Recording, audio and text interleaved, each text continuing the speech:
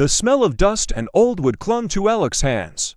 It was 3 a.m., and the third shift was finally over. The only thing waiting now was the crushing silence of an apartment where the rent was 3 weeks late. Alex was 34, exhausted, and the proud owner of nothing but debt and a cheap, inherited roll-top desk, a final, useless relic from a forgotten great-aunt. Sometimes, the weight of struggling wasn't the work itself, but the sheer, frustrating lack of progress. That night, looking at the desk's broken lock, Alex felt a sudden, fierce urge anything, had to change. Alex's life had been a monotonous loop: morning cough gig, afternoon deliveries, and endless budgeting spreadsheets.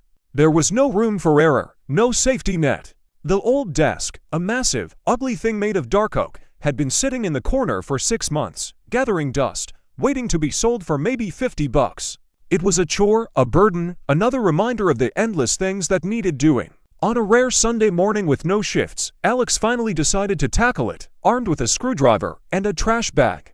The desk was stubborn. As Alex tried to pry off a sticking drawer, a strange metallic sound echoed from deep within the wooden frame.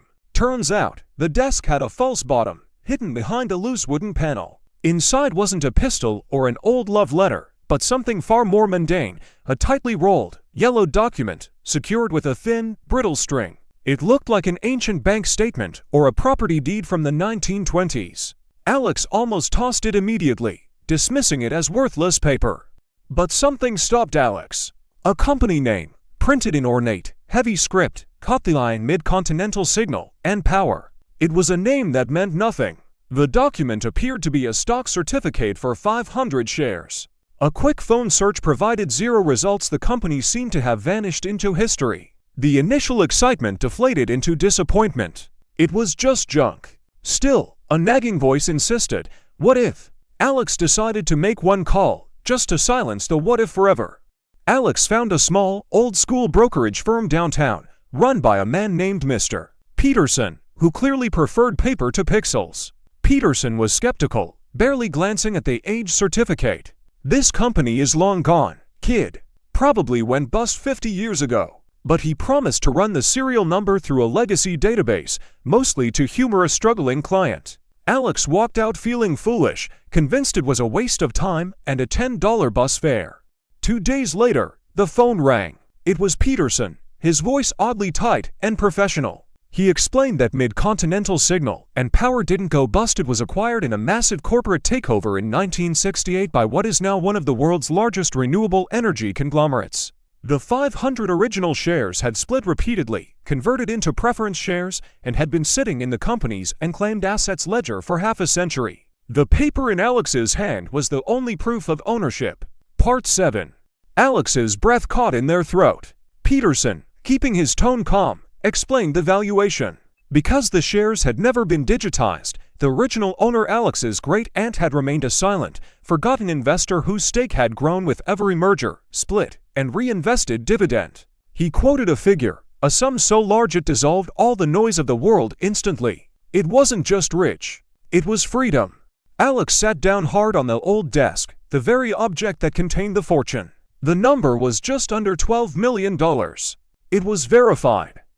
Real. Legal. The sheer randomness of it was dizzying.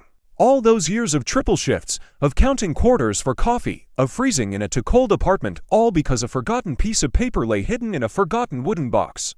The moment wasn't one of shouting or celebration, but of quiet, overwhelming shock. A single tear tracked down Alex's cheek, not of sadness, but of impossible relief.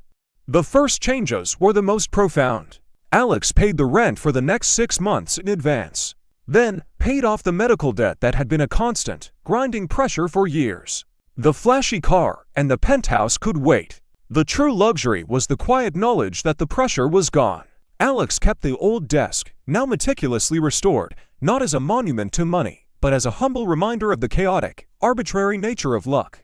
Alex now volunteers at a local community center, still lives modestly, and still fixes things with a screwdriver. The money is an anchor, not a sail. It's a reminder that life's biggest turning points often happen not through grand strategy, but through a tiny, mundane accident: a loose drawer, a discarded piece of paper, a random decision not to throw something away. Fate, Alex learned, wasn't about being chosen. It was about being ready to look twice at the dustiest corners of your own life.